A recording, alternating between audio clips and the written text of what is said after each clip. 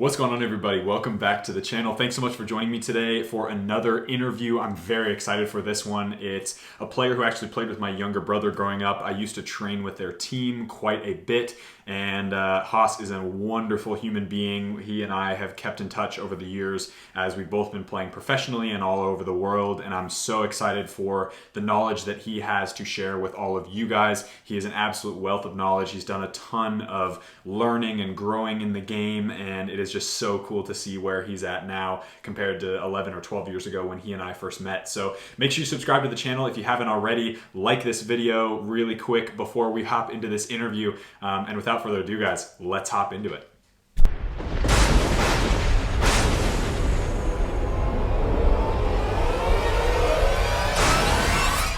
All right, guys, very excited. Thank you again for joining. I have a friend of mine who I've known for, gosh, probably 10 years now. We've kept in touch over the years over like Instagram and Facebook and everything. He's playing football, has been playing football all over the world since we last saw each other in person, which was probably, gosh, 8 years ago now. Something like that, back in high school sometime probably. So Hussey, it's great to have you on, man. And yeah, why don't you introduce yourself, tell people where you're from, where you are currently right now, and then we'll get into the chatting about football. Beautiful. Thank you, Noah. Thanks for having me. As I mentioned to you before, I love sharing my story, but I think I have to be selective with where I share it. And this is a channel that I genuinely enjoy the content. And as I've mentioned before, I like the person behind the channel, yourself. So yeah, it's a pleasure to be on. So my name's Hossein Ellahi. I go by Hassi somewhere. I go by Hass in other places. Yeah, I'm 23 years old. I'm from Australia, or Iran originally, but then raised in Australia. And yeah, you and I met in Seattle, and I'm a professional footballer currently in Germany. Yeah, fantastic. So I guess just a quick bio before sort of the pro game, maybe Mm. give people an idea of what you did up until Sounders U23, and then we'll start after Sure. that point. Beautiful. Yeah. So I was born in Iran. And then when I was, I believe, 3 months old, my family migrated over to Australia. Yeah. So came over to Australia, and yeah, I mean, football wasn't necessarily a thing until I would say 3, 4 years old, where I started playing like organized soccer, organized football. And that was in Newcastle, so a small city, just outside of Sydney, still in New Hmm. South Wales. Yeah, and yeah, I believe it just started there, like in a local club. Uh, it's probably the highest level you could play in Australia at the time. And yeah, just continued there, playing.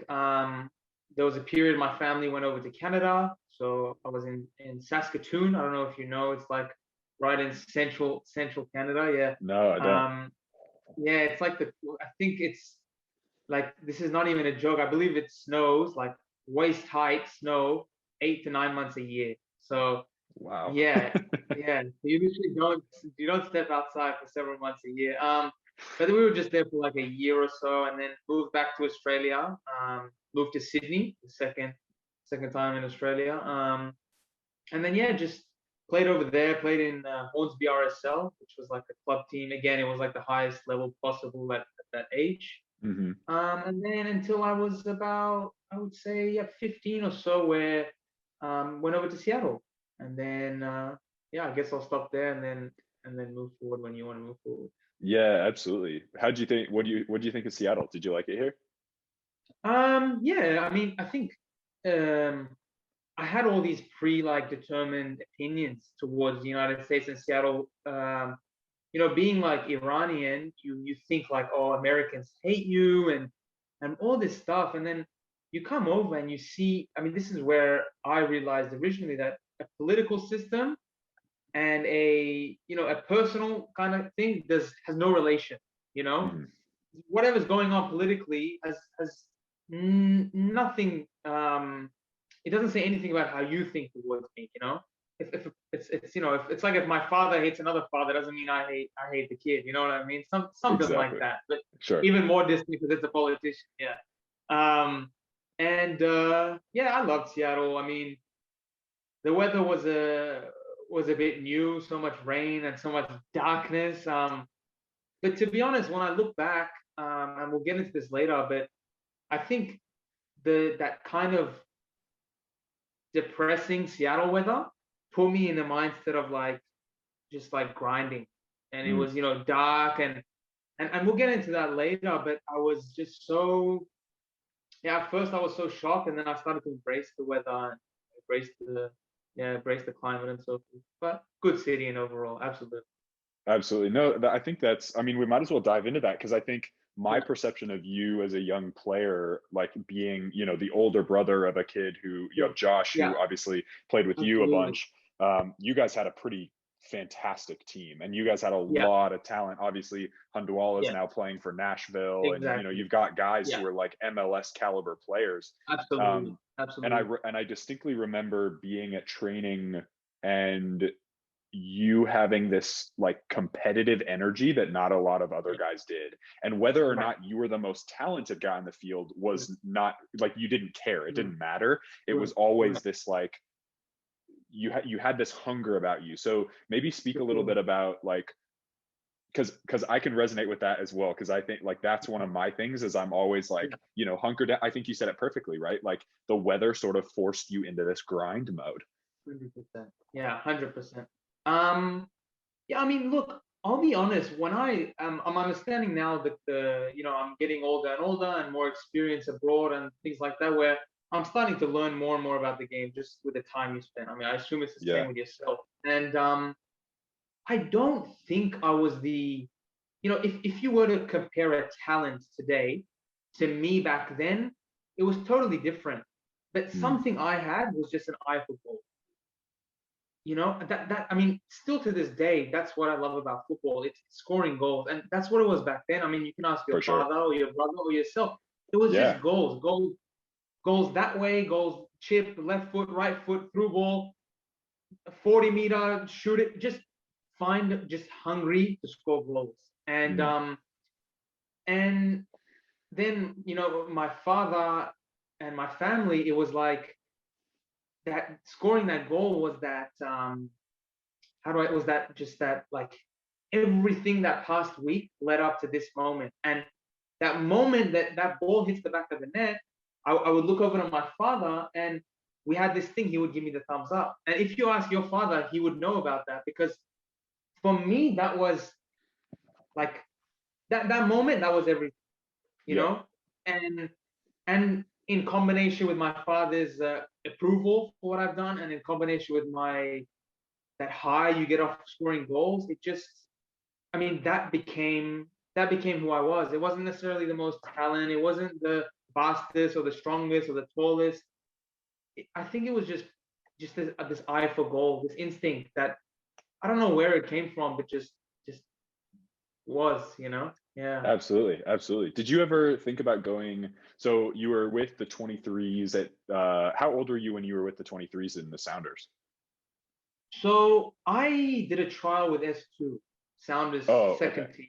Yeah, and now they're rebranded into is it Tacoma Defiance? Am I right? Defiance, yep.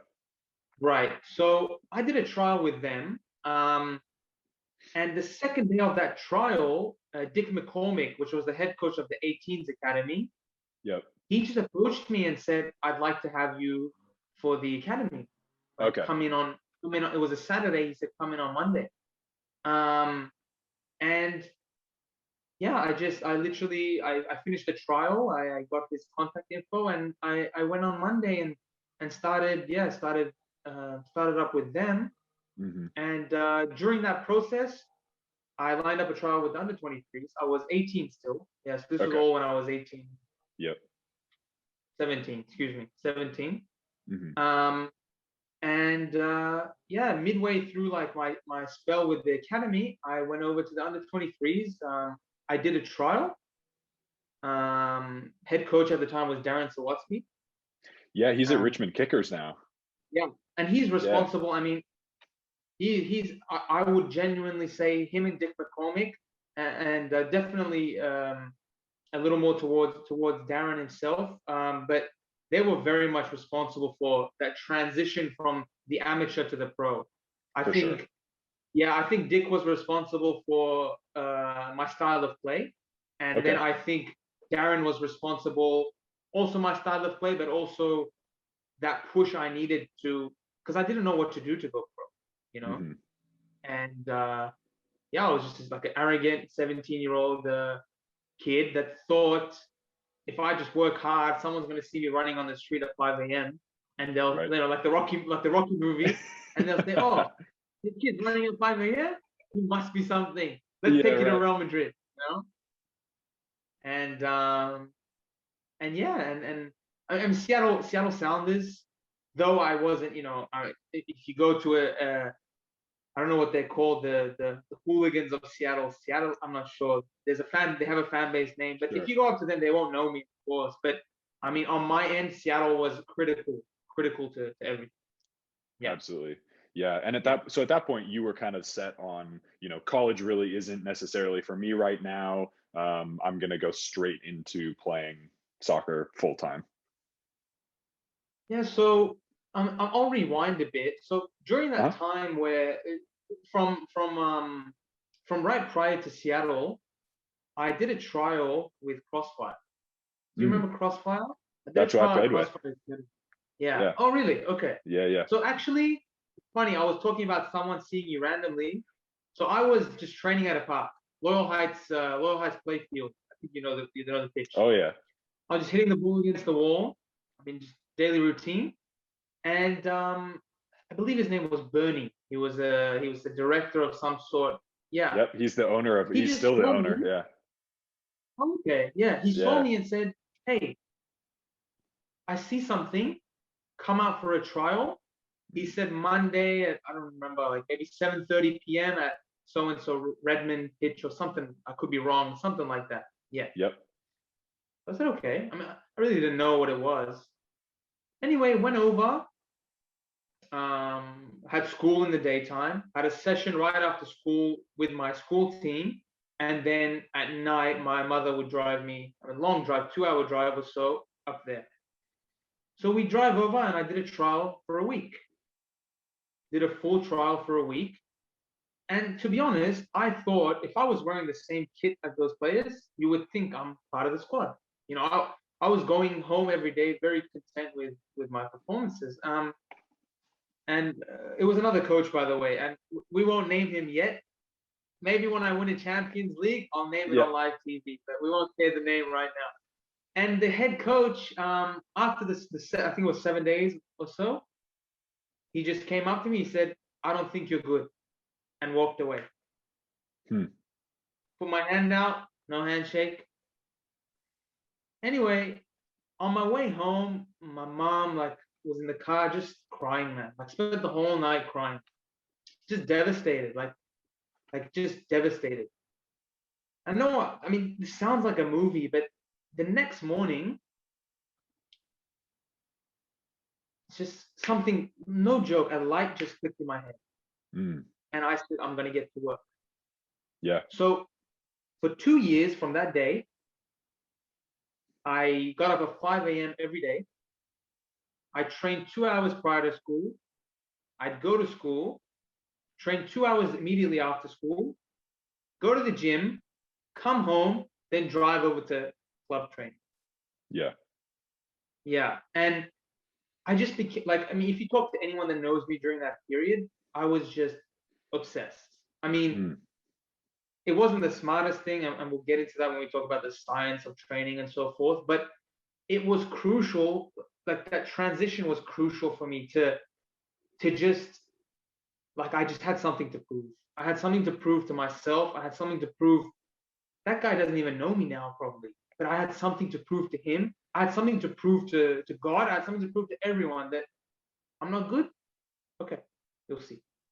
And I just yeah. worked, man. Like, no joke. When I say 6 to 8 hours of, there was no training smart. It was just training hard.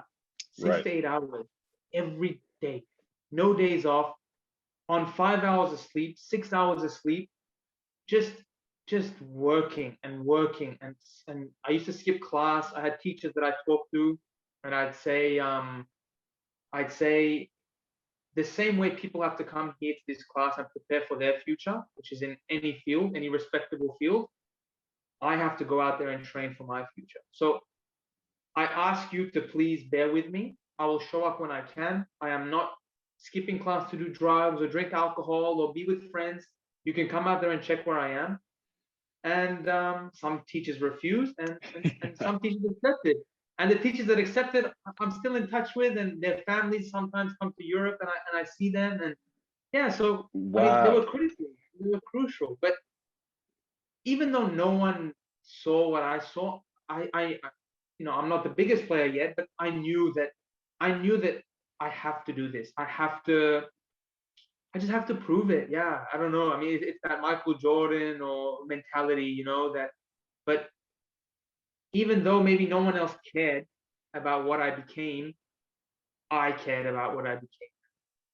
And yeah, and then that was leading up to what happened in what me signing with Seattle. Yeah, so Absolutely, absolutely. Yeah, I think for a lot of players there is that catalyst moment, that switch where that happens, and everybody has it. It's at different ages and different talent levels, of course. But I think that is really really important. Mine actually, I would argue mine happened freshman year of high school. So that's right. yeah, What because team did you? yeah, I was literally just playing with the high school team. And Right. I made varsity as a freshman in at prep, and then it was like a situation where the coach was like, "Hey, we really are excited to have you in the club, whatever, or in the team." And then we get to the first game, and I didn't play a single minute, and I was Right. like, "Okay, this is not." And then he started talking about how small I was and how frail and not strong enough Mm, and whatever, mm, all these excuses. And that became the same idea, mm, running. yeah. If I didn't play in a game, I would run home from wherever that game was. And it Right. was like that, you get into that, and you start training obsessively. And I think that's a really important step for footballers who are getting who are going to go anywhere with their career, professional, Mm, semi-professional. Like, if you want to get to this top level and really fulfill your potential, I think you have to do that at some point. um, absolutely. even Absolutely. if the training is not smart, it's more just go go go go go until you drop. Mm.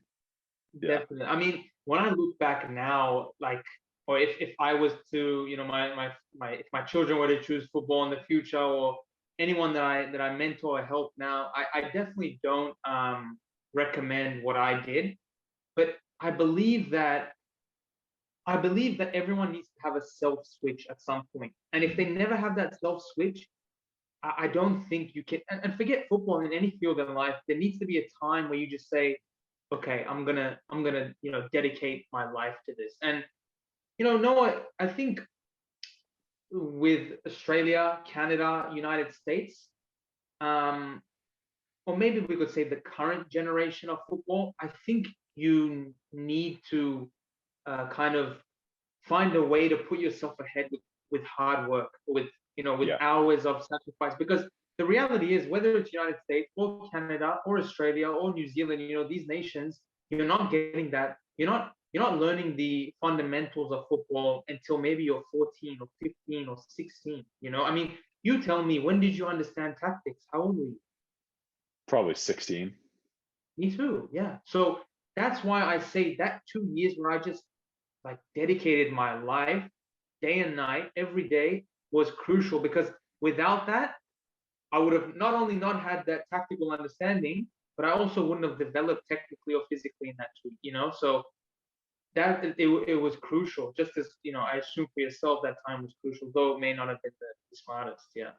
Yeah, absolutely. And I think, again, at the end of the day, as we sort of spoke about this off camera, I guess, so to speak, before Sure. this interview, but like, Mhm. that's the standard. Like, you can't just hop into a professional game and see guys who just are, laying back, like, I'm just going to play games, one training a week, whatever. Like, everybody is doing that. You're not Yeah. like, neither of us are special. Like, the Messis, the Ronaldos, they did the same thing we did, if not even more. Mhm. And on top of like born talent and everything like that, they've got, Mhm. whatever. But like, it is interesting because you have to sort of check yourself a little bit, and I think you pointed that out about yourself, right? You were sort of this, arrogant 17-year-old, and then you go up to this situation where you've got these coaches who say, we see something in you, but you've got to switch it on. Yeah, absolutely. So No, absolutely. I think football is just, and it's my biggest kind of criticism right now with the new generation, and I think people don't understand what is professional football. I think people see the top of the top. They see Ronaldo, Messi, Neymar, and they believe that that's professional football. And someone said this to me last week. They said it's a guy that did IT, and he said that's if someone assumed I'm Bill Gates.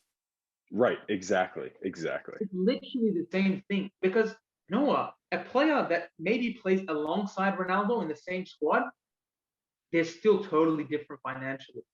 Oh And yeah. that player, that maybe player in Juventus or whatever in Barcelona, that as a squad player, he might still have to work after football, or he might have to open up a clinic or an academy or something of sort. While, for example, Messi might not. And also ability-wise, they can be in the same kind of squad or in the same place, but it's a whole different world. Exactly. No, it's true. And Yeah. that's I'd like to get into that, but first kind of explain. So you went straight from, you were in Seattle and then you went to Germany first. And Yeah. what was the decision to go to Germany? Like what was attractive about Germany as opposed to somewhere else? Yeah. So actually, I was looking at the universities. I was talking to a few schools. I was Okay. looking at like D1. Yeah, I was looking at D2. I had some D3. There was some like random NAIA schools. And I would just I would present him like to my father and things like that. And he would, I mean, at the time I didn't understand, but he would share points like, okay, this school is in the middle of nowhere with 2,000 people in the whole town, and you want to go play football for them. Like, what makes you think that you're going to go from there to the pro game? And I mean, logically, when you think about it, it's like that whole town is basically that university. So Right. you're really in the middle of nowhere. So I would, he kind of opened up my thinking, and then of course myself, I wasn't so understanding of the concept of academics and football at the same time. I mean, I wasn't the strongest academically, and obviously I would skip class to go train. So it was still an arrogant mindset of I've got to go pro. I got to go pro. I got to go pro. Yeah. And went over to Seattle, and then and then transitioned to the under 23s of the Sounders, and Darren just called me one day, and we were just talking, and he was just like, "Have you ever thought about Scandinavia?" Yeah. And I was just hungry for any opportunity. And I said no, but I'd definitely be interested. And he said, okay, give me a couple of days. I'm going to make some calls. So he linked me with an agency and an agent. And I signed my representation agreement with them after a few calls. And I was first supposed to go to Sweden. But that kind of didn't come to fruition. And then an opportunity came up in December. Yeah. Oh no, sorry. It was earlier than that. Maybe, I don't know. I'm getting the timeline wrong. But he basically just set me up to go over to Germany. Mm-hmm. And it wasn't necessarily a choice. It was what has been offered, an opportunity that's there, and you're just hungry to go. And then I came over. I flew to Darmstadt. And from there, I did a few trials and ended up with a team in a small town called Hanau, just outside of Frankfurt. Yeah. Yep. And what division is that in? So that one was in 5th division in Cool. Germany. Yeah. So fifth division, or it was 6th, but then they got promoted to 5th. Yep. And yeah, I mean, it was just a shock, because like Europe, there was 18-year-old kids or 16-year-old kids with they call it B-Jungs here, like the 16-year-olds, and man, like a kid that didn't care, a kid that trained a couple times a week, didn't really care, but just like that, just wow, so much ahead Yeah. of players in Australia or or Europe, sorry, or of America, and that was a big shock. Yeah, big shock. Yeah, that's amazing. And then so you were there. How long were you there for? A season? So I spent one season there. I came in a little bit late, but they were just about to start week one of the game. So I was there about 7-8 months in total. Yeah. Yeah. And yeah, it was a really good experience because like in Europe, you have so many players that were somewhere and Hmm. just at that time they're not, or they're towards the end of their career. And I was playing with players that were in Serie A or players that were Bundesliga youth internationals, or there was a player that was at Bolton at the time they were in the Premier League, Yep. and that was really interesting for me to learn respecting all the players. That was a big Hmm. thing for me to learn. Early on I was just very very arrogant, and just learning early on that you don't get to come to a new land and just like be that hot shot. You have to learn to Right. respect elders and respect what they've done throughout their career. And that was huge for me. I learned so much, just so much from all the players, the hard way, just like from getting knocked over and not having to say a word, and taking too many touches and getting scolded, and yeah, and it was just crucial. I think it was, once again, I mean, so many crucial points, but I think that was also another crucial point of understanding the world of football, and yeah. Yeah, absolutely. So how does that mentality then translate to, because I think they're between being rejected by Crossfire many years Mhm. ago Yeah. and having that switch turn, and then further on having sort of the more intellectual learning experience where you say, Yeah. where people are saying too many touches, where guys are telling you like, yo, you're not hot shit over here, this is like, Mhm. you're a beginner as far as we're concerned until you earn our respect. In that way, there's a lot of people who would have said, all right, cool, like I'd rather just go home and like be comfortable in my Mhm. house.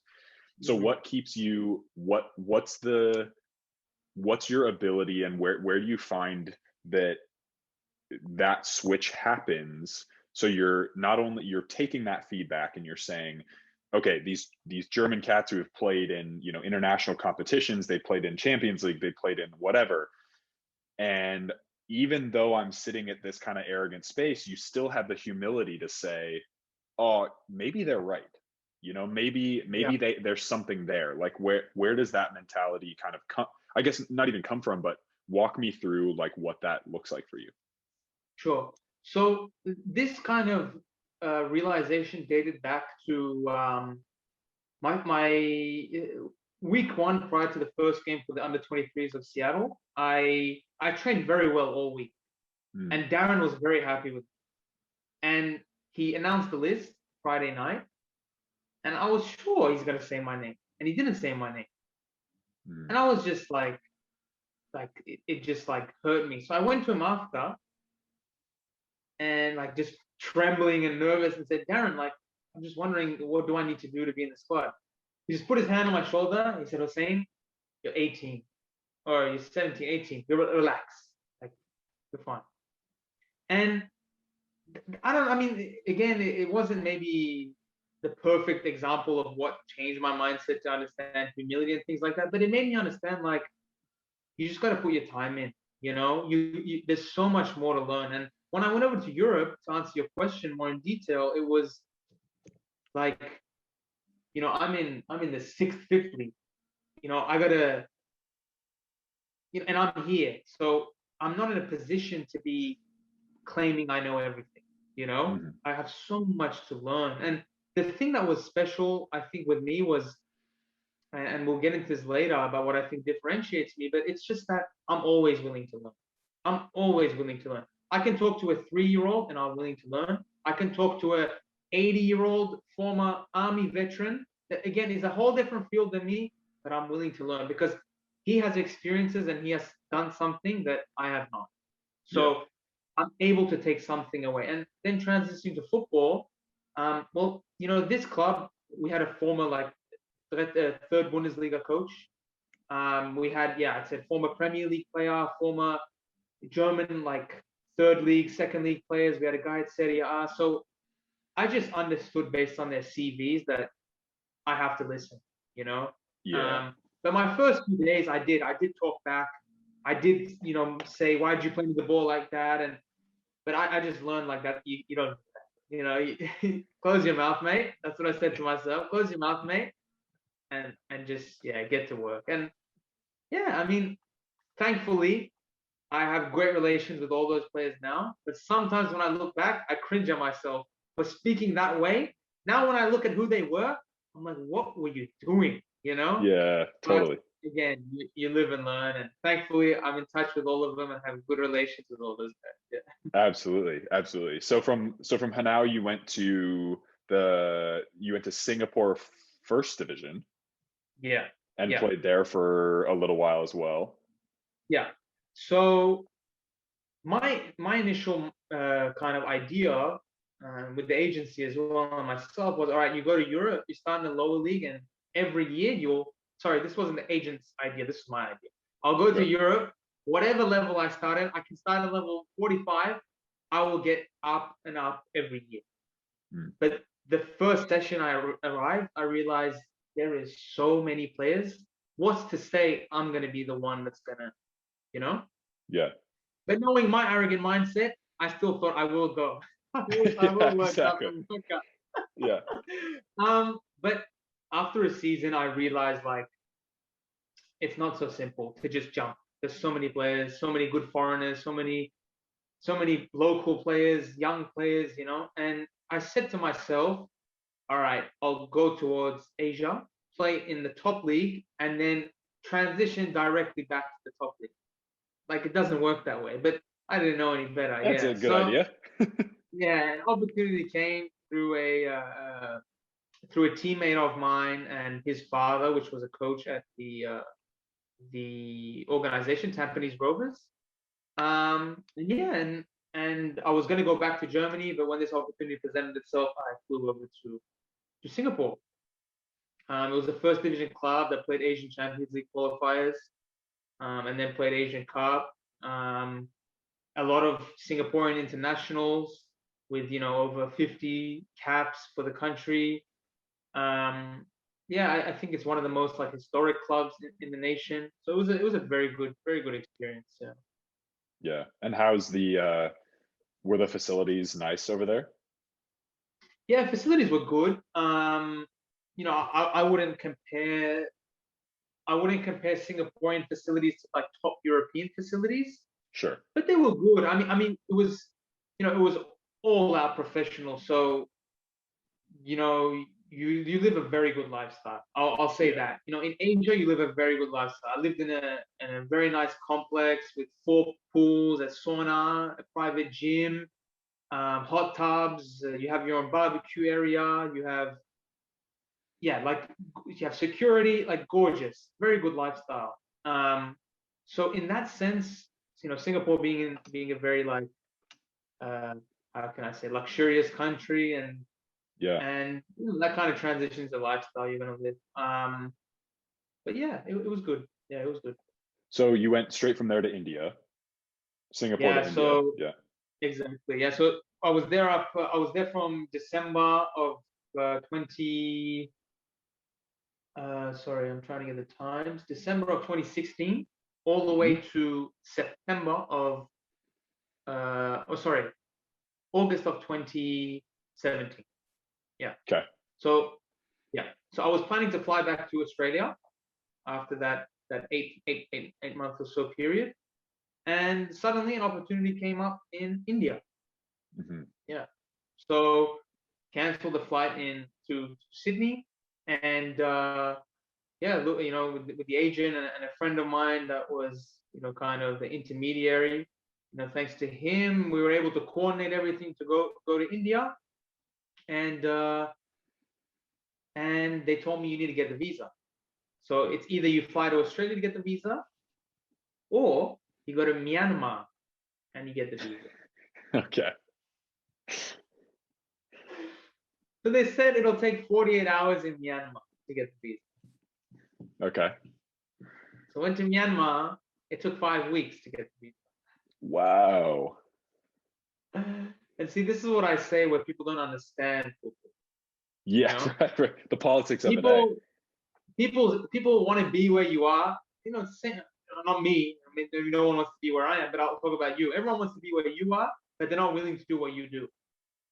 For sure. You know, they're not willing to get on those crutches behind you for 48 hours, Right. let alone whatever, however many months. You know what I mean? And that's the thing. You know, I spent 5 months in Myanmar in a hotel. Again, I don't want to complain. I was in a hotel. You know, I was taken care of, but still, you're in the middle of nowhere, just waiting. You know, just waiting. Going to an embassy, just waiting, shaking hands, smiling, covering your tattoos because you don't want people to get the wrong idea, For sure. and and yeah, and then just just like what, and then finally getting that visa, got a got a 2 year work permit because I had signed already prior, and then flew over to India. Yeah.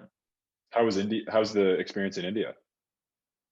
India at the time, they had just received all those investors. Okay. So India suddenly, like, it was just like a few months prior where India had, India, because India was nothing in the world of football, and then suddenly investors had come and the ISL had been created and the I League got rebranded. So it was the first division. It was the official first division in India at the time, I League. Now it's the ISL. It's the official first division. But yeah, I went over there. This club was it was a military, like, it was a military organization that also had a football club. So we had Yep. this huge facility where they trained Indian, armed forces in the area of it, and then the football was in another area. So it was very nice. I mean, we had a gym, we had pool, ice baths, we had a very nice training pitch and another training pitch. Um, yeah, we had, like, team bus taking us everywhere, drivers. It was very nice. But without getting too much into detail, unfortunately, with the kind of organization financially and things like that, I had signed for 2 years, but it just, yeah, it wasn't the best. It wasn't the best situation. So I had some issues with my passport and so forth, with the club, and all sorts of issues that blossomed, beautifully blossomed. But Yeah. Right. thankfully, with the help of with the help of the Australian embassy and some other people, I was able to leave. Okay. Yeah. So do you have I guess just clarifying question, do you have dual citizenship to Iran and to Australia? Yeah, so I have Iranian citizenship, Australian citizenship, and then United States green. Oh, okay. Yeah, so I'm Fantastic. considered a local as well in the US if I choose to come back. Yeah. Yeah, absolutely. Okay, cool. Um, wow, that sounds insane. So I guess, Yeah. yeah, then maybe without getting into like some of the crazy details, I'm more than happy. Yeah. yeah, I mean, if you If if you, you if you want to, don't go hear for it. from me for 48 hours, no one send the police. But go ahead. Yeah, I will. I will. Exactly. Oh my gosh. So how does that, yeah, I mean, because that is really a reality of a lot of people's experiences, right? Is they get these opportunities. And just to clarify for people who are listening or watching to this, a 2-year contract in the lower divisions is very rare. Like, and I don't mean lower divisions, like obviously you were playing first division in India, but as far as like the rest of the world goes, to get a 2-year contract as a pro is unheard 100%. Yeah, 100%. of. So I guess, and by the way, I know we were talking about salaries earlier. I had just looked it up. So you were sort of talking about how the perception of most people is that, everybody in the pro game makes Ronaldo, Messi, Neymar salary. So for those of us who, a lot of my viewers are in the United States, and a player like Serginho Dest, who's the right back for Barcelona, he Sure. makes Yeah. $500,000 a year. Messi Yeah. makes $30 million a year. So There you go. I mean, Yeah. you're Incomparable. 60 Yeah. times. It's literally Yeah. incomparable.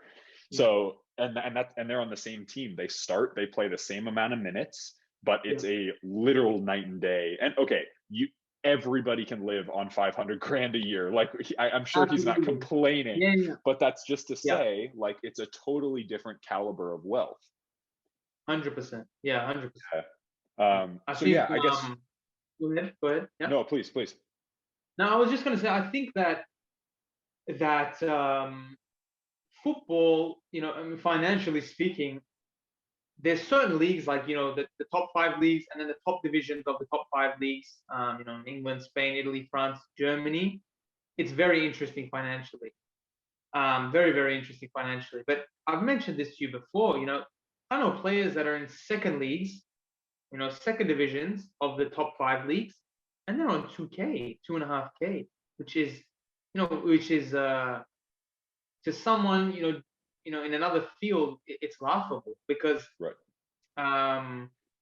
yeah, I don't know. My intention, I don't really have a specific intention by saying this, but I mean that just football in general, it just fluctuates so much. It fluctuates on the profile, fluctuates where you are, fluctuates the experience you have, the time you go into a league. There's so many factors that go into it financially, and then that's where it depends what the objective of the player is. Because maybe if your objective is financial, you won't touch a certain continent. Maybe if your objective is football, you'll only stay on a certain continent. So For sure. it really, really depends. Absolutely. Yeah, we were talking about this off camera. Like, I made more in Australia than I did in any other country combined. Right. Yeah, And absolutely. that's just what it is. I think I think that the money, it can vary so much, league to league, nation to nation, and that's where I think players need to become more educated with, stepping away from just training, and that's why I have criticism sometimes towards the YouTube footballers, because sometimes they don't express the right things about football. The reason I'm here is because I genuinely stand by everything you say on your channel, Appreciate but that. there is some, without saying names, and they put emphasis on the wrong things. And I like to help people, and when I see that, it hurts me because I see the next generation, they're getting their, in those critical years where they're gaining knowledge of the game, they're gaining the wrong knowledge of it. And I think sometimes, I mean, I don't know if without putting pressure on you, but your responsibility is so big, and it doesn't matter how many views you get today, because someone might, see that tomorrow and see that the next day and see that in a year, and they're still going to take that information in the same way they're seeing it today. So Yeah. it, without putting pressure, but I think it's just so important because that's the only way some people know their information on the business of football. Absolutely. Well, and a lot of people don't, because a lot of people get to I mean, I experienced this in Los Angeles, and, again, like, details aside, it was just like, it was a situation where, and I'm, maybe you can kind of jump into this a little bit, and feel free to interject anytime, but I think, your situation in India, right? Like, you get in a situation where you're like, wow, I'm in a pro environment. We're training every day. We've got great facilities. I'm around these players that are incredible, like really, really incredible players. And so much talent, and I'm learning. The coaches are great. And then even the head coach sometimes doesn't have a say. So we had in Los Angeles, the owner of the club, who only showed up to training once a week, made the starting 11. Right. Yeah. There you go. Yeah. It's like, I mean, the thing is, exactly. Exactly. I think football, like, that term, it's not what you know, it's who you know. It's such a, like, just in all walks of life, it's so important to have, good relations and understand the importance of networking, being good to people, helping others, because in reality, something that's always fascinating that I just came to a random realization to is, if I'm a coach and you're a player, let's take out my coaching badge. Let's take out your CV. It's a man to a man, or a female player, female to another individual, right? And human to human. So forget the CV, forget what you've done. I gotta like you. I gotta like you as who you are, and that's where it's so important. When you take away everything, it's just to be good, because there's so many things in football that have nothing to do with your ability, and you can, I've had things happen for me, due to who I know, or due to someone I've potentially helped, or someone just helping me. I mean, I spoke about Darren. Darren wasn't obligated to make that call, For sure. right? You weren't obligated to do this interview. Do you know what I mean? So, For sure. right? So that's where I think people really need to realize and step away, from that thinking, if I'm good, no matter what I am, no matter who I know, I'll make it. Because I promise you, there is a better player somewhere out there than whoever you are listening to what I'm saying, including myself, including everyone. Yeah. So Yeah. what are those things that, outside of being a good footballer, like what are those things that you have kind of discovered over your career that footballers should know? So for me, I think a lot of people put emphasis on, like, yeah, it's who you know, network, etc., etc. And I agree with that. I understand it's very important, but I took a different approach to it, and that was, I'm a guy that likes to help people. I Mhm. like to speak. I've traveled around the world. I understand different religions and cultures and so forth. And why not just be good? Just be who I am. Just be how my parents raised me.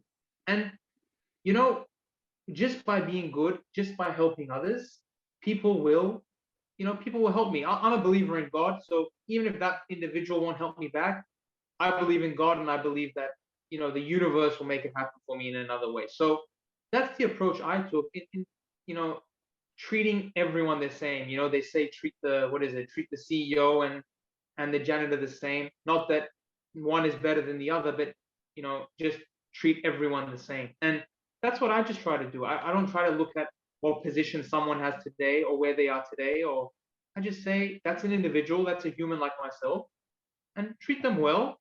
And if it's the world of football, they'll help me. Maybe it's another field, and then one day, we'll help each other. So Mhm. that's the biggest thing, just helping, and I'll be helped. I always tell my friends, I say, if I have 1,000 contacts, right, and you have 1,000 contacts, if I'm selfish, I have 1,000. If you're selfish, you have 1,000. But if we share, we both have 2,000, Yeah. right? So Very true. that's the thing. I mean, I've said this to you before, but I think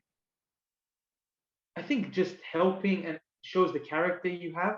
Also, let's speak on a business sense without the helping. If I send a good player, if I refer a good coach, if I refer a good agent, it's a reflection of myself. That's it. Because because whoever I know is a reflection of myself. Whoever's willing to help me, is similar to myself. So if it only helps me, helping only helps. And being, I believe, being selfish, in that regard, yeah, sure. Sometimes on the pitch, you got to make a selfish decision, or sometimes you got to be selfish in saying no to your friends to do the right thing that's best for you, or whatever. But I think in that sense, it's, yeah, you really have to put emphasis on just helping people. I think that's the biggest thing. Yeah. Absolutely. I had a coach one time tell me that, especially when you're on a pitch, because I was thinking about, as you were speaking, and actually maybe first speak about this a little bit, because and you mentioned it at the tail end, like coupling, uh, I don't want to say arrogance, but confidence on the field, and Oh, also being really kind to everybody and helping yeah. people. Because sometimes for people, those two things go head to head, and they're completely mutually exclusive, essentially. But what is your advice for players who want to marry those two ideas? Yeah, it's a very good question, and it's actually a question that I spent, a lot of time kind of battling, because I've been both. I've been fully arrogant when you first probably saw me, Yeah. just 100% arrogant, fight with the coach, fight with the ref, but I put the ball in the back of the net. And, Hmm. and you couldn't really fight against it because it was working. But then when I became a professional, I realized it doesn't necessarily work that way. And even Yeah. those people you see at the top that seem arrogant, I promise you, they're not like that within the squad. That, Zlatan or whatever, they're good. Within their squad, they're good people. The image kind of gets fools the people. But the thing is, for me, is I've also been the really good guy, the guy where I got to play it safe. I can't get Yeah. on anyone's nerves. I can't speak bad to the manager. And I realized if you're too much of either way, it's detrimental. Because if you're too nice, you'll never take a risk. You'll never take a 40-yard shot. You'll never go in and just challenge someone. And then if you're too arrogant, you're never going to make the right decisions in the game mentally. And then also you're going to just create enemies everywhere, which in the long run is only going to be negative, it's For going sure. to not be beneficial. So I think it's just understanding where and when to be arrogant, where and when to be good. I think being a savage, for lack of a better term, being savage on the pitch doesn't make you a bad person. In that 90 minutes, you do what you have to do to succeed. For sure. That term, everything is fair in love and war. Obviously football's not war, but at the end of the day, for me, it's everything. Football is everything. And in that moment, I say to myself, act however, speak however in that 90 minutes, because that person will understand. And anyone that really knows me will understand who I am. I'm not racist. I'm not homophobic. I'm not sexist. I love all people, all races, all genders. So in that 90 minutes, I just am who I am. And I got to do what I got to do to score goals. Simple as that. That's how I see it. Someone else can say, I do what I have to do to be the best center back today. I do what I have to do to be the best left back today. And in that 90 minutes, you go and you apologize after that. And that person should understand. At the end of the day, it's business when it comes to that 90 minutes. Yeah, I agree. And I think that's, I think that alter ego is something that's actually can be really beneficial for players, because they're able to, I mean, you talk about a guy like Zlatan you mentioned, and that's funny you mentioned that, because not even 5 days ago, I saw an interview with Jonathan Dos Santos, who played at LA Galaxy with him. Yeah. And he basically said, look, like, people think of Zlatan as this total sarcastic asshole that walks around and is super arrogant and stuff. And he said, but the effect and the mentorship that he has on the young players in the LA Galaxy squad, you can't buy that. And it's that mentality of like, yeah, when Zlatan's on the pitch, you better not screw with him, because he will ruin you. And same with you. You're going to score a goal, you're going to piss somebody off because you'll say something just like Zlatan will. But at the end of the day, you get off the pitch and it's like you're there to help the next guy because you've been helped. Yeah, I had an experience this season in Germany with a defender on the squad. He's a younger defender, and I was I was pitting myself against him up top, and I was just like hitting him. I was elbowing him, I was hitting him, and he got upset. Anyway, I finished the session, and then I said to him, it's only to help you. It's only to help me. It's only to help you. Because if I come out here and we're nice to each other, when I go in 90 minutes and someone gives you an elbow in the back, it's going to be a new environment. For sure. And it's the same, coming back from an injury or something. There's a big difference between controlled environment, a proactive environment, and a reactive environment. And that's it. And he was getting upset and taking it personal, but it's not personal. And it's that term. What is it? If they matter, they don't care. And if they, what is it? Do you know which one I'm talking about? Like, if they matter, they don't care. And yeah, I know exactly what you're saying, but I can't remember what the saying is. Yeah. If they care, they don't matter. And if they don't matter, they care. I don't even know. Something where like. It's the first one. So it's, So if they care, they don't matter. And if they matter, they don't care. They don't care. Exactly. Yeah. So that's the thing, of course, I want to live a life having good relations with everyone. But the reality is you cannot have zero enemies and be real at the same time. Does that make sense? So for sure. You kind of, because if you call around to everyone I know and everyone loves me, then that says something about me. Because that means I'm changing my values and morals somewhere to make peace with everyone, right? So that's the thing. What matters is the people that are close to me, the people that are important to me. And even if they're not important to me, I believe I only want to be around people that will give me that time to explain myself for any wrongdoing that I've done. You know, maybe someone takes offense from what I say to someone or how I react to someone or what I do.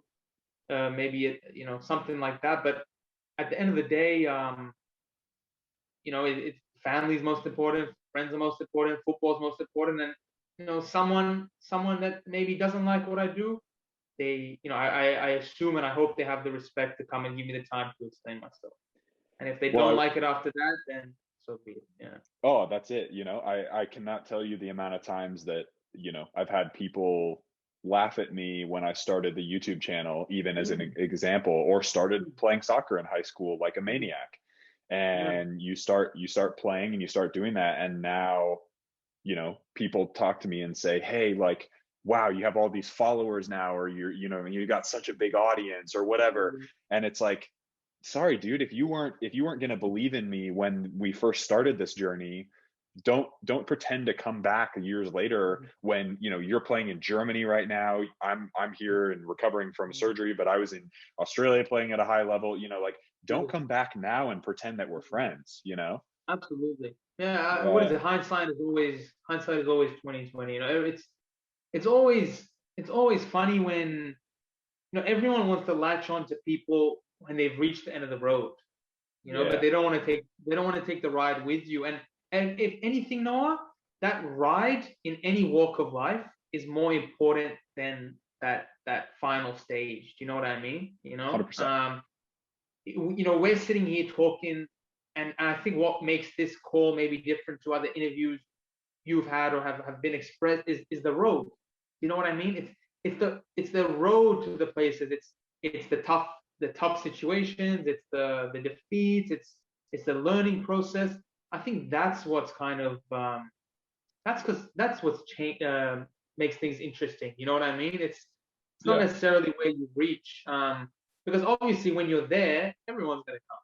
You know, everyone's gonna Right. be appreciative of what you do and give you support. But it's a different thing when someone can see that vision, or even if they don't see the vision, they respect you enough to respect your vision. You know? That's it.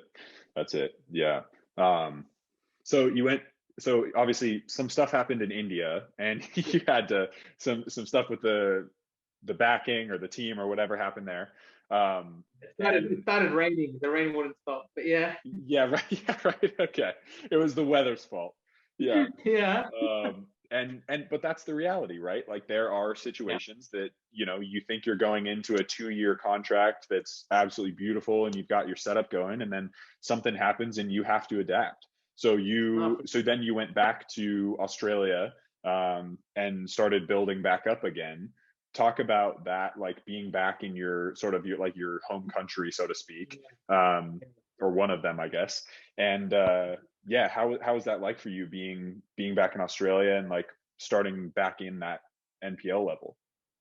yeah. So Australia was fascinating for me because you know, I had spent some time away, and also when you're young, you don't understand the importance of like where you're from and who you are. You know, you're still in the process of understanding yourself. And when I went over to Australia, I mean, on a personal level, I fell in love again with Australia. You know, Yeah, it's like a marriage where, what is it called when you redo your vows? yeah, I don't know the You know term, what but yeah, I'm saying? totally, Yeah. totally. It's like I redid my vows with the country. I used to just look at the streets and be like, man, like I'm just a proud Australian. And that's not something, obviously I was Australian and everything, but you don't realize those things when you're young. And being around and everywhere else was beautiful in its own way, but just finally feeling I'm home, Mm, you know, and not having to always be like, oh shoot, am I doing something wrong against the rules? Am I, you know, just like this is my country, you know? for sure. Um and yeah, I mean I say this without bias. Everyone's heard this, but they think it's biased. But I honestly believe Australia is the best like nation in the world. No Mm, question, you know, and I believe I'm in a position to say that. You know, I okay. believe I have I believe I have enough right to say that because I've actually lived in other places, I've traveled, and you know, so Yep. I think I can say that. But like it was just beautiful to be back on a personal level. I think football has a way to go in Australia. I think we have amazing talent. I think we have amazing facilities. We have perfect grass pitches, just Yeah, that they're you can use, amazing. like top notch. Yeah. I went to a groundsman once on a random oval, and I said, "This is the best pitch I've ever seen." Like, and I shook his hand. I said, "Mate, this is the best pitch I've ever seen. Thank you for your hard work." Yeah. Because honestly, like, there's so much in Australia. There's the best strength and conditioning coaches, best nutritionists, but that's all outside the game, you know? Yep. So all that can be kind of disregarded if it's not perfect for the most. It's like you have a perfect car without the best engine, you know? Yeah. So That's true. yeah. I mean, you probably understand that as well yourself. Absolutely. Well, and I mean, there are other sports in Australia that people prioritize, right? Like AFL is really big there, and which a lot of people. So, by the way, this is more on a personal level, but do you follow AFL at all? I like it when they fight, but I don't follow the sport, to be honest. Yeah. Well, so AFL, for those who don't know what AFL is, it's just it looks sort of like football and rugby, and it's a combination of a bunch of different things from, I guess, a US perspective. But the point about the pitches, so the Western Eagle, West Coast Eagles or whatever in the AFL who live or who play in Perth, their training pitch is, I would reckon, probably better than like some of the Premier League like 100%. pitches, and that's their 100%. training pitch. 100%. So it's just it's a combination of climate and other things. So you guys have the facility, Absolutely. right? Like Yeah, Australia really absolutely. does have that facility. I mean, Australia is a wealthy nation. Australia has, I mean, I think, and don't get me wrong, Australia has the talent because, we have the talent, but we just not yet, and it's supposed to be coming in the next 12 to 24 months. But the problem is kind of the system. For example, I have a friend of mine. He debuted NPL 1 first grade at 15 years old. Okay. Yep. Now, NPL 1 is second division, right? Yep. 15 years old. Imagine a player debuts in League 2 in France at 15 years old, or second Bundesliga at 15 years old, or Premier League at 15 years old. I promise you he'd be on Rising Bowlers or whatever on Instagram, and he'd be talked about at clubs we looked at. For sure. But obviously, it's different in Australia. So I think, obviously we have talent. A-League is very good, but I think it's a combination of it not being the most popular sport. And I also think it's just a combination of the system. But I think it's been rebought recently, and there are plans to bring in an official professional second division, and there's plans in action. But I mean, Australia has the potential. We have won the Asian Cup, we qualified for the World Cup. Matildas are a very, very good team in the women's side. Definitely. We have teams that go to AFC Champions League and hold their own in AFC Champions League. So I think it's just a matter of time.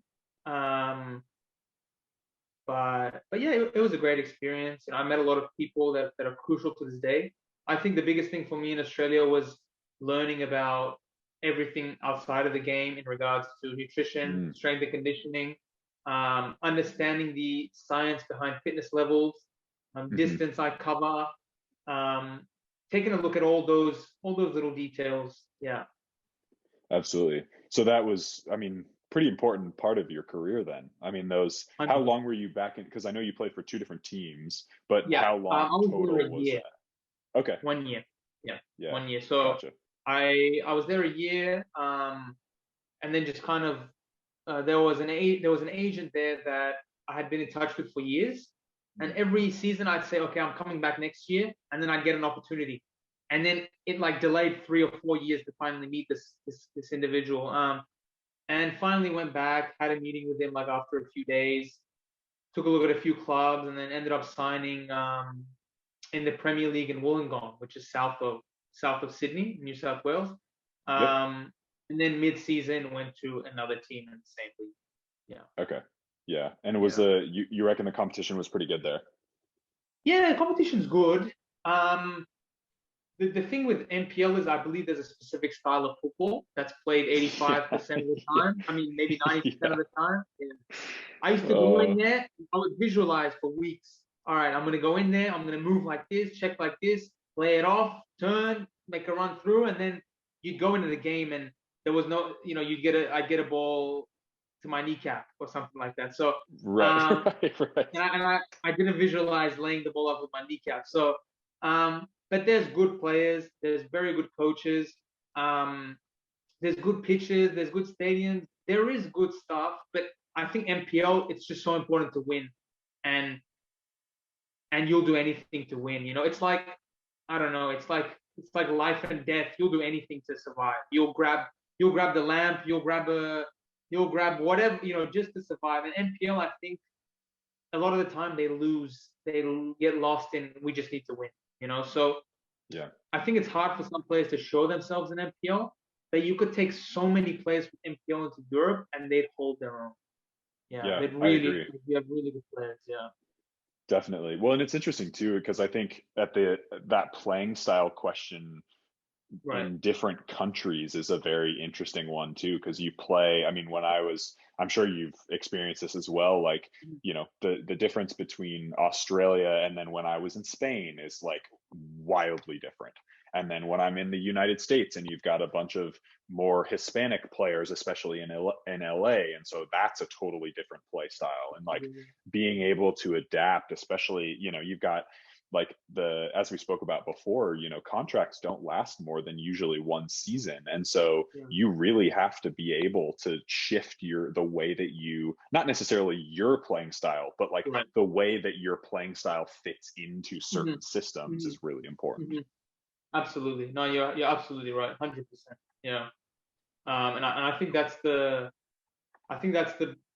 big thing that people need to realize is you're not able to go everywhere and be the same person or player. And that's another thing when you move countries, you can attest to this, is when you move to a new country, you have a whole new set of laws as a nation. You have a whole new set of laws culturally, traditionally, and then there's the whole football. So it's not necessarily about being someone else, but it's about being who you are within those guidelines. Sure. If that makes sense. Yeah. And life lessons right here. Life lessons. Yeah. Yeah, for sure. Yeah. I mean, man, like, after Australia, I went over back to Europe, and my second stint in Europe, I realized like hard work and me being that guy that runs 90 minutes as a striker, being Australian, that's just my basic. Because otherwise, if I just want to be like them, hey, they got an 18-year-old from PSG's academy that they're gonna take over me, For sure. So I can't think I'll just do my job as an Australian, run 90 minutes, and they'll no. They're gonna give you that. That's what's taking me over the edge. So I got to do what they do, minimum, plus 400 other things, just to be able to keep a spot, just to be able to fight for a spot. Yeah. Absolutely. How would you say well, first of all, what's the thing that separates you from other center forwards? And then what advice would you give to young players who want to go professional, who don't understand how to keep that aspect and then work within that system of wherever you're playing? That's a very good question. For me and myself, I as a striker, as a center forward, and this goes back to when I was a kid, it was just that eye for goal. I'm always looking to score in every session, every game on FIFA. I'm always looking to score. I mean, that goal makes everything else I've done that week prior make sense. Every strength session, every meal, every good night of sleep, every second of visualization. So for me, that goal is is that short-term goal every single week, every single day, every single whatever game of FIFA, if it is. And also my movement. I think combining the things that I've learned technically abroad and tactically abroad with my just kind of natural instinct and eye for goal, what I've taken from Australia is my work rate. And Mhm. I believe that I'm a threat 90 minutes going forward. And I genuinely think that's what stands me out from any other striker in the world. That if anyone can find me, if anyone can find my run, I'm a threat. Yeah. That's how I differentiate myself, to put it simply as possible. I won't say I won't say I'm the fastest or the strongest or the smartest or the best technically, but I will say, putting everything I have together, there isn't a striker that matches anywhere, and I can say that confidently. Yeah, Yeah. Yeah. And yeah, so then what would be your advice for young guys who are looking to kind of take what they, well, I guess it comes down to self-awareness at some point, right? Like, you know yeah, that about yourself. So there's some maturity that has to happen. But once that does happen and a kid really has a grasp of, you know, or let's say I'm in that position, right? Like, I have a grasp finally of like what I'm really good at. What would you right. recommend for me to bring that into a system where they're expecting their strikers to do this, or to hold up play, or to do, runs in behind? Like, everybody's got their own thing. Hmm.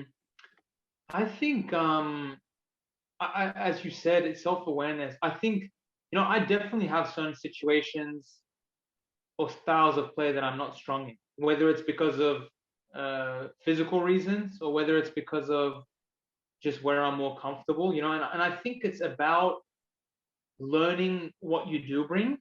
Um, I think it's very important to know what you do bring to a certain style of football, because if you have a certain style and you go somewhere that doesn't suit your style, well, now it's very difficult, because it's like putting a rectangle into a circle. It just like just doesn't go. So I think you have to definitely be self-aware of what you are, but then you are going to be in situations where it just you're just not it.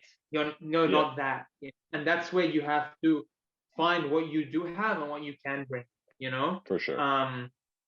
yeah, because otherwise, if you're going to always try to stick to your style, there's going to be times or places where it won't work. It's simple as that. You're just going Hmm. to be they're going to be speaking Chinese and you're going to be speaking, I don't know, whatever, English. So it Yeah, just, yeah, you have to understand what they want you to do, what your role is. You have to understand what you can bring, and then you have to see, how can I adapt my own game to be able to suit that style. Because if the team is successful, you're successful. If the team that's wins, it. you win. Yeah, the collective is more important than the individual, and it's a team sport at the end of the day. So you need to be on the same wavelength in order to do well individually.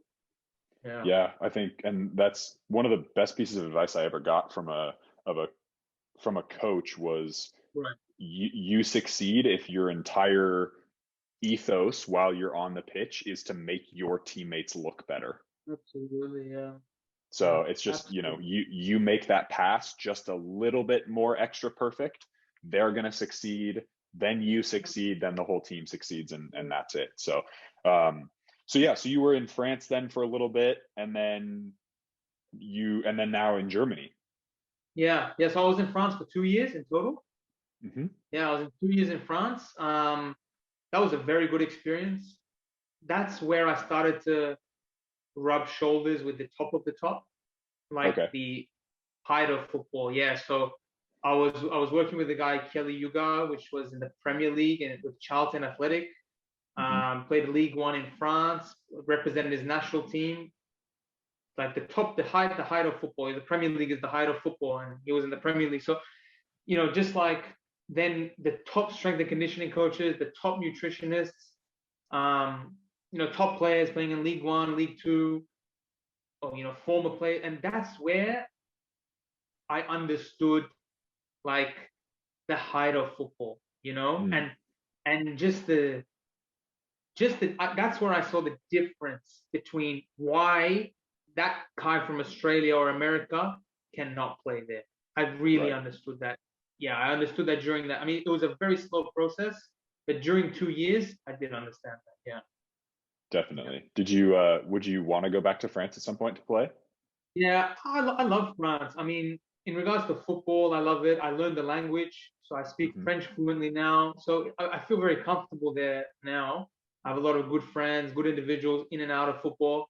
But the reality with the big nations is there's more competition, Yeah. and it's not even up to your ability a lot of the time. So I don't close any doors. I mean, I never thought I'd come back to Germany, but here I am now. Sure. But yeah, definitely, if the opportunity arises in the future, then yeah, by all means, it would definitely be of interest. Yeah, for sure. Absolutely. So, and you're back in Germany. Are you guys actually playing right now? Right now, no, the season is canceled. We have training though. We're like training as per normal schedule. Okay. So right now would be kind of a off season, preseason, you could say, for Okay. the next season. Yeah, Yeah, yeah. absolutely. What's the living situation like over there? Do you have to provide your own housing, or how does it work? So here I get provided housing. Okay. I think I'm lucky in that sense because I'm a foreign player, you know. Yeah. Yeah. So the reality is typically in Europe, unless you're coming from abroad, very rarely are they going to provide housing for you, But I mean, the For viewers sure. of this are typically abroad from Germany, So Yeah. I Yeah. believe it applies to all of them. Yeah, but yeah, they provide housing for me, um, and yeah, it's I think it's the benefits to being a foreigner off the pitch, but then there's the pressure that comes with being a foreigner. They can do whatever, they can eat whatever, drink whatever, go whatever, do whatever. And if you do the same and you don't perform, well, it's like, mate, what are you doing?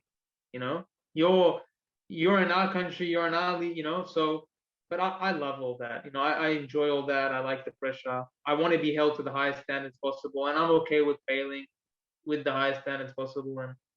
And yeah, so Yeah. as the memes say, it is what it is. Yeah, exactly. Exactly. How long do you plan to stay in Germany for? So my contract ends in June 1st. My time with them officially ends in June 1st. Okay. Um, and to be honest, I'm not so sure. Like, I just kind of have to see all my options with agents and so forth, and make a very calculated decision for what's next. I have big ambitions in football, and I just have to see where suits me best for the next step. Yeah, but as of now, I'm here for another few weeks, and then yeah, in the summer, we'll kind of see what pans out. Yeah. Absolutely. So what's like your dream goal? Like where would you want to play? My dream goal is to just represent my nations at the senior level, whether that's Australia or Iran. That's like my yeah. That's the peak of the mountain for me. To Yeah. to represent my nation, because when you represent a nation, I think it's beyond anything. For me, that's like the closest thing you can get to. Like that's the height of war without war. It's Mm. representing your country and your people and yeah, for me, honestly, it's to put myself in the best position possible to score goals in the right place to be able to get a call up to one of my nations. Yeah, That'd be amazing. very. Yeah. And the good thing is, the positive is, with I think it's the same for yourself. We're from nations that they have very good players, but it's not out of the question for us. For sure. For sure. It is not like I can confidently say for yourself, it is not out of the realm of possibility, and I can say for myself, it is definitely not out of the realm of possibility. Yeah, I mean, I won't Absolutely. say names of players that and where they are, but if someone wants to look, um, whether it's at your career or my career, and the players that are at these national teams, it's not out of the realm of possibility. That's true. But by no means is it impossible. Yeah. Yeah, but again, then you go back to our sort of some of the things we were talking about earlier with like who you know and the connections you have and what types of relationships and strings you've Mhm. pulled. Because some of those like Yeah. I would argue, some of the players that I've played with who ended up in crazy positions, like 100%. some of them, one or two of them, I would argue, are just incredibly talented. Okay, got it. Mhm. Like cool, they work Mhm. hard, they're super talented. Most of the guys that make it to the top level are just really well connected and they're able Mhm. to get in the right place at the right time. Absolutely. Yeah, I mean, I think so many players have the basis, the ability. Um, but I mean, you know how important. This kind of topic doesn't get spoken about in detail ever, but you know how important the connections are. You know, I mean, it's everything. It's everything who you know, and I think certain connections you have to have a certain level for it to work. But the Yep. reality is, if the connection is strong enough, your ability doesn't matter. But I mean, the strength of the connection really depends. You know, but Definitely. yeah, everything. I think I genuinely, I say this without, you know, without just being a dreamer. But I genuinely think in football, a lot of things are in the realm of possibility. If you work hard, if you work smart, on and off the pitch, if you network properly, yeah, if you're good to people, good things can happen, and there's always time. You know, it's really never too late unless it's too late. You know. Yeah. Absolutely. Yeah. So, okay. So a couple of rapid fire questions before Sure. we wrap things up a little bit. Sure. Okay. So favorite player of all time. Man, that's tough. Favorite player of all time? Got to be a striker. Inzaghi, natural goal scorer. The guy used to stand in free kicks and the ball would hit him and go in the goal. If that's not a natural goal scorer, I don't know what is. Yeah. Inzaghi. Okay. Yeah. Favorite pair of boots you've ever worn. Uh, all white Mercurials. Okay. Just across, Yeah. no, doesn't matter what generation, just all white materials. All white Mercurials. Oh, if we're gonna talk generations, I like the old ones that had like gloss on them. I don't know the Okay. names. Yeah, the with the big swoosh. Yeah. Yeah. Yeah. Yeah. Those are like old one. Those are like Vapor threes. Yeah. Yeah, yeah, that's the one. Yeah, man. That's when Ronaldo used to do all his chops and stuff. Yeah. All the crazy step overs and stuff. Yeah. That's wild. Place to that you want to play that you haven't played yet. Um, I want to just to reach like the highest level of football, wherever that may be. Yeah, Okay. wherever that may be, the highest level of football. I don't want to, you know, talk about the big clubs. Of course, that is, I would be obviously interested, but just at the highest level possible. Yeah, the highest level that is available in football to reach. Yeah. Who do you support? To be honest, I watch all the good teams. I don't like support a Fair. specific club. Yeah, I mean, I watch Australia and Iran. I become a fan when I support those two. But Yeah. other than that, like, I genuinely just watch all the good teams of, you know, England, Spain, France, Italy, Germany. Yeah. Absolutely, absolutely. And if you had like obviously you've been very Yeah. generous with the advice you've given in this interview. So I Mm. really, I'm sure a lot of people are going to appreciate Yeah. it because you've Yeah. learned a lot in your years of playing now. But if you could give kind of two or three like little quick pieces of advice that could be really helpful for young kids that want to get to where you are, where I am, like what would it be? Um, to be honest, I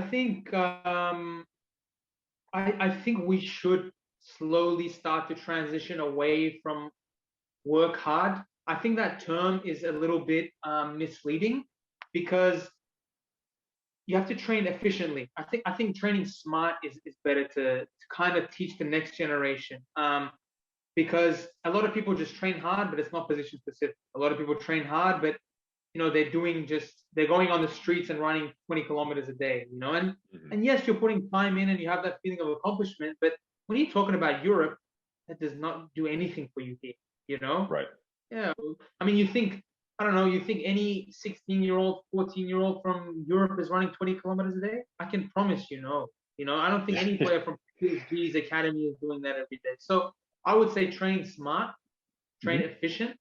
Um, I would say, yeah, be good. I would say help people, be good to people, and whether you're a believer in God or the universe or just believe in people, it will come back around to you.